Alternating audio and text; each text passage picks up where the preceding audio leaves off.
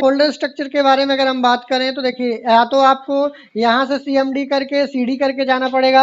अगर आपका already project बना हुआ है तो जो अभी हम लोग यहाँ से कमांड के थ्रू क्या कर रहे थे, एक बार पहले CD करके उस प्रोजेक्ट के अंदर जाना पड़ता था।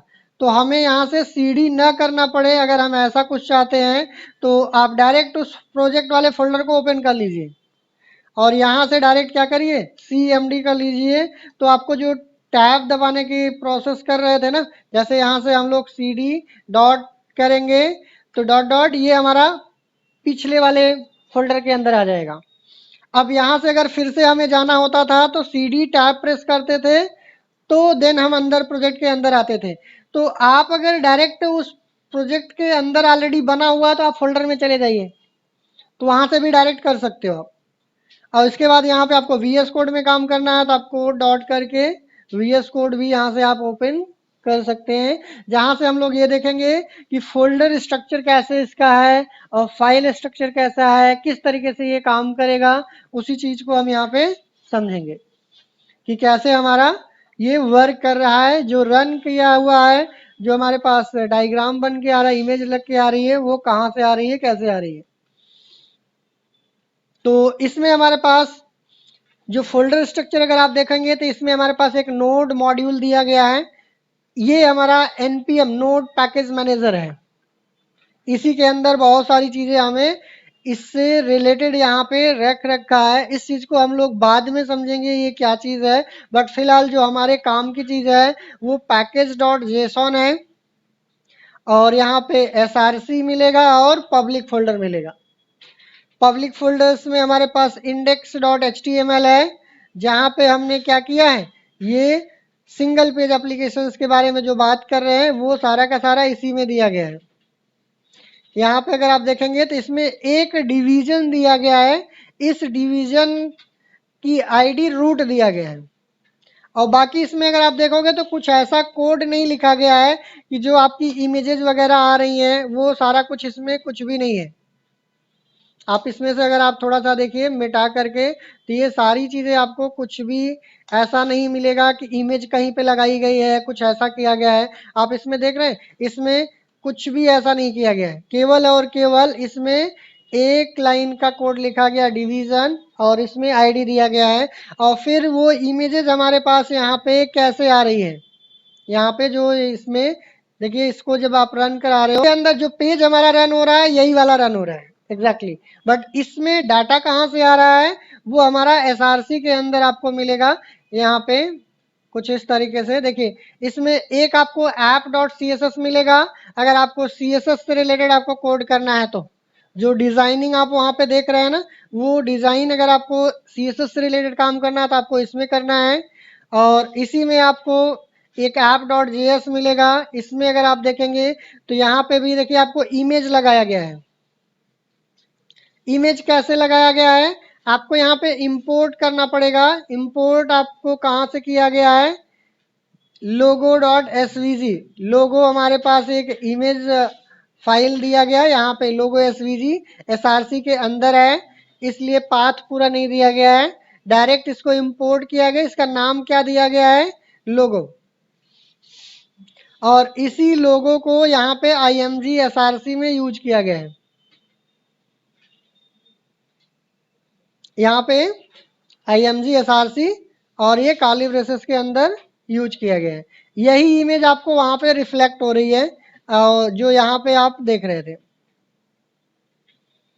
अगर आप इसको इसमें चेकआउट करना है तो आप यहाँ पे लोगो SVG अगर आप देखोगे तो ये आपकी इमेज SVG वाली इमेजेस दे रखी है, यहाँ पे यही आपको वहां पे दिखा रहा है। अगर मैं इसमें से जो हमारे पास app.js के अंदर ये लाइन ऑफ कोड दिया गया है, इसको अगर हमें कमेंट करना है, यहाँ से कमेंट करके इसको सेव कर देते हैं और देन यहाँ से चलते हैं। देखिए ये इमेज हमारी यहाँ से गायब हो जाएगी। और इसी में हमारे पास पैराग्राफ दिया गया है और इसी में हमारे पास लिंक दिया गया है लर्न रिएक्ट का, ये भी हमारा इधर से ही जा रहा है। बट इस ऐप को यहाँ पे देखिए एक फंक्शन बनाया गया है। अगर आप देखेंगे तो इस app.js में क्या किया गया है, एक फंक्शन क्रिएट किया गया है। फंक्शन हमारा यहाँ पे कर्ली ब्रेसेस के अंदर ओपन है, क्लोज है, और यहाँ से ये सारी चीजें रिटर्न कराई गई हैं।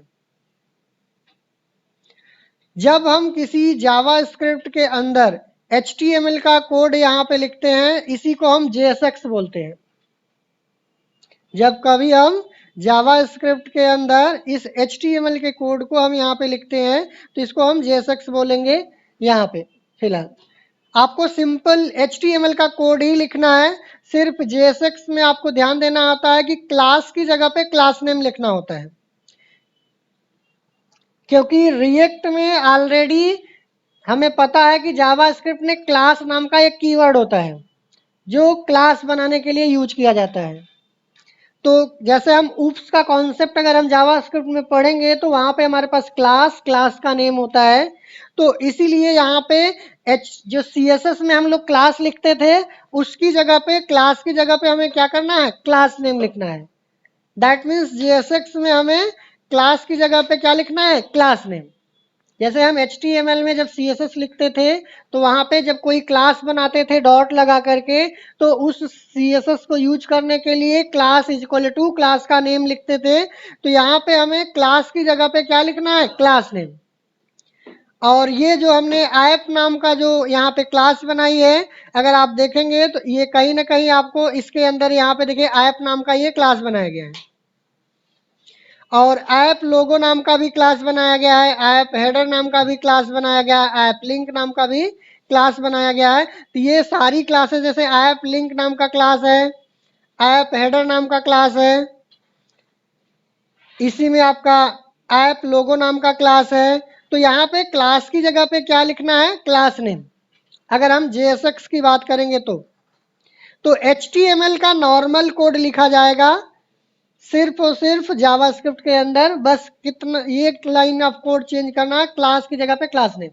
बाकी सारा HTML का कोड है जैसे हम लिखते थे HTML में वैसे ही लिखा जाएगा JSX में। अब इस चीज को हमें कहां पे डिस्प्ले कराया गया है, इंडेक्स वाले फाइल पे। तो इंडेक्स पे जा कैसे रहा है, यहां से बनाने के बाद इसको हमने क्या किया है, एक्सपोर्ट किया गया है। क्या किया है, एक्सपोर्ट किया है। तो इस चीज को एक्सपोर्ट करके हम कहीं पे इंपोर्ट कर सकते हैं। जैसे कहीं से कोई चीज आप भेजना है दूसरी फाइल में, तो वहां से हमें एक्सपोर्ट करना होता है, और जहां पे उसकी जरूरत होगी उसको हमें इंपोर्ट करना पड़ेगा। तो हमने यहाँ से ये पूरी डिजाइन को क्या किया है, एक्सपोर्ट किया है। और एक्सपोर्ट करने के बाद यहाँ पे index.jx में आएंगे तो आप देखिए यहाँ पे रिएक्ट वाले को, यहाँ पे ऐप वाला जो है ना हमारे पास मॉड्यूल, उसको यहाँ पे इंपोर्ट किया गया है। अब ये जो हमारा इंपोर्ट किया जाएगा, इसी चीज को यहाँ पे ये लिखा जाएगा एक टैग के तौर पे। जब वहां से हम एक्सपोर्ट करेंगे, यहाँ से एक्सपोर्ट करेंगे जैसे, तो यहाँ पे हम इंपोर्ट करेंगे। इंपोर्ट करने के बाद जो यहाँ पे नाम दिया गया है उसी के नाम से हम यहाँ पे टैग बनाएंगे। अगर मैं इस चीज को यहाँ से कमेंट कर दूं तो टोटल पूरी डिजाइन ही गायब हो जाएगी। दैट मीन्स यहाँ पे अगर हम देखेंगे तो जो इंडेक्स में आ रहा था वो सारी कहानी खत्म। तो ये हमारे पास कुछ इस तरीके से फाइल में, अगर हमने यहाँ पे हेडिंग्स लिखना है तो हमने यहाँ पे H1 दे दिया, और H1 में आपको हेलो फर्स्ट रिएक्ट ऐप, और यहाँ पे हमने H1 को क्लोज कर दिया। इसको सेव करेंगे तो ये हमारा यहाँ पे H1 एज इट इज आ जाएगा। तो कुछ इस तरीके से आप, बहुत सारी चीजें होती हैं तो हम उसको सेपरेट फाइल में बना करके, एक्सपोर्ट करके, इंपोर्ट करके देन यहाँ पे यूज करते हैं। तो यहाँ पे इस चीज को हम यहाँ पे कंपोनेंट बोलेंगे। जैसे यहाँ पे अभी हमने क्या किया था, एक फंक्शन बनाया था ना, तो ये हमारा फंक्शनल कंपोनेंट हो गया।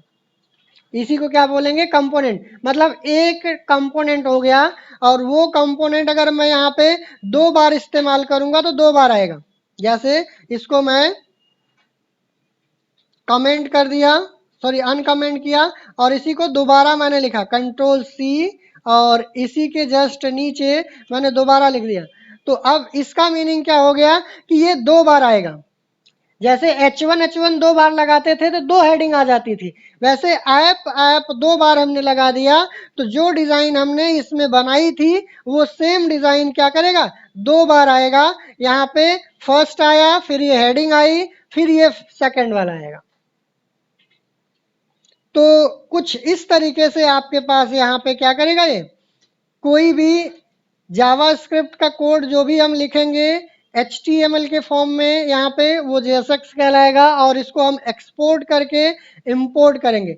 आगे चल करके हम लोग एक्सपोर्ट के बारे में भी डिस्कस करेंगे, एक्सपोर्ट कितने तरीके से कर सकते हैं और कैसे करेंगे, मल्टीपल तरीके से। फिलहाल यहाँ पे अभी हम लोग देख रहे थे कि हमारे पास एक पब्लिक फोल्डर के अंदर index.html है और index.html के अंदर हमने क्या किया है, इस चीज को कैसे डिस्प्ले कराया है। तो डिस्प्ले कराने का तरीका क्या था कि हमने यहाँ से ऐप को एक्सपोर्ट किया, इंडेक्स में हमने इसको इंपोर्ट किया, इंपोर्ट कराने के बाद इस पूरे डाटा को हमने क्या किया है, रेंडर कराया है। कहाँ पे रेंडर कराया है, देखिए एक आईडी दिया गया है document.getElementById और ये आईडी वही है जो index.html में हमने वहां पे दिया था। तो ये सारा का सारा डेटा हमारा कहाँ पे रेंडर होगा, इस पर्टिकुलर आईडी पे। अगर हमने यहाँ पे सपोज दैट टेक हब हमने लिख दिया तो इस टेक हब को हमें क्या करना पड़ेगा, यहाँ पे भी चेंज करना पड़ेगा। index.html में यहाँ पे जो रूट दिया गया है इसको भी हमें क्या करना पड़ेगा, टेक हब हमें यहाँ पे देना पड़ेगा। तो देन जाकर के ये हमारा प्रॉपर एज इट इज वैसे ही रहेगा, कुछ भी चेंजेस नहीं आएगा। तो रेंडर कराने के लिए हमारे पास यहाँ पे आईडी दी गई थी, उस आईडी की हेल्प से हम लोग यहाँ पे क्या कर रहे थे, रेंडर करा रहे थे ये सारा का सारा डेटा इस पर्टिकुलर आईडी पे। तो ये था हमारे पास कुछ फोल्डर स्ट्रक्चर जिसमें हम लोग ज़्यादातर SRC के अंदर फोल्डर के अंदर फोल्डर बनाएंगे और इसी के अंदर बहुत सारी JS की फाइलें बनाएंगे और इसमें अलग अलग कंपोनेंट्स के तौर पे डिस्कस करेंगे और ये सारी चीज़ें हम लोग रेंडर कराएंगे कहाँ पे, index.html पे। तो ये था हमारे पास फोल्डर स्ट्रक्चर। इसमें एक और सबसे इंपॉर्टेंट होता है जो हमारे पास package.json होता है।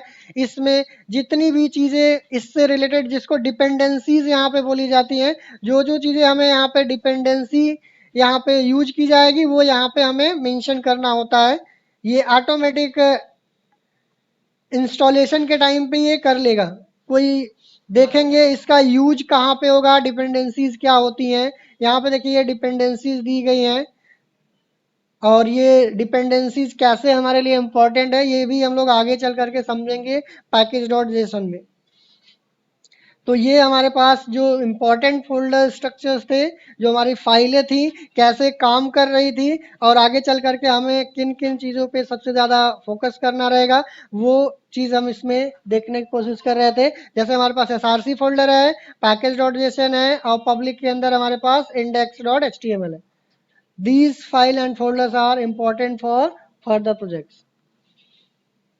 तो आज के लिए इतना ही रहेगा। दैट्स